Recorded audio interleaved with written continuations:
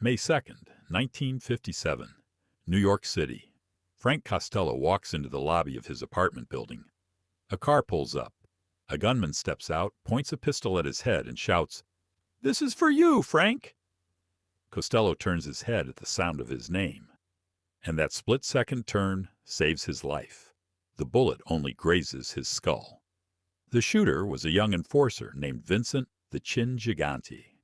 The man who sent him was Vito Genovese, and Costello knew exactly who just tried to have him killed.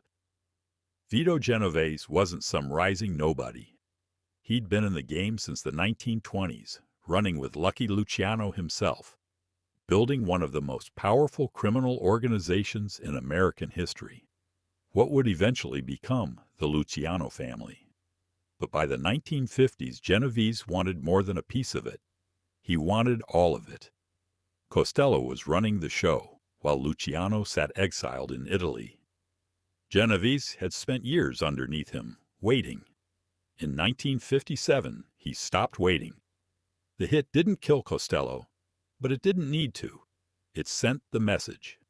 Costello survived, and quietly stepped aside anyway, handing control of the family to the man who just tried to murder him.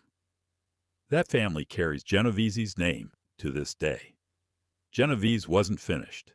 Later that same year, he had rival boss Albert Anastasia gunned down while sitting in a barber's chair in a Manhattan hotel, clearing his last real obstacle to becoming the most powerful mob boss in the country.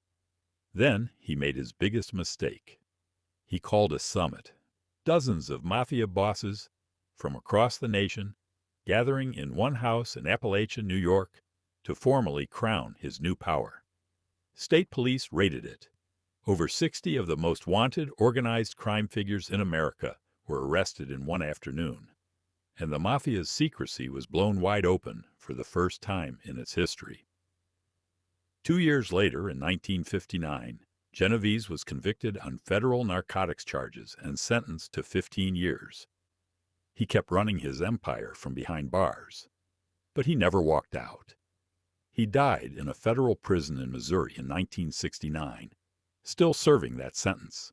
The man who clawed his way to the top by putting a bullet an inch from another man's skull spent the rest of his life exactly where that bullet should have sent him. Mafia history is full of moments like this. Men who got everything they wanted, right up until it destroyed them. Hit subscribe if you want more of these.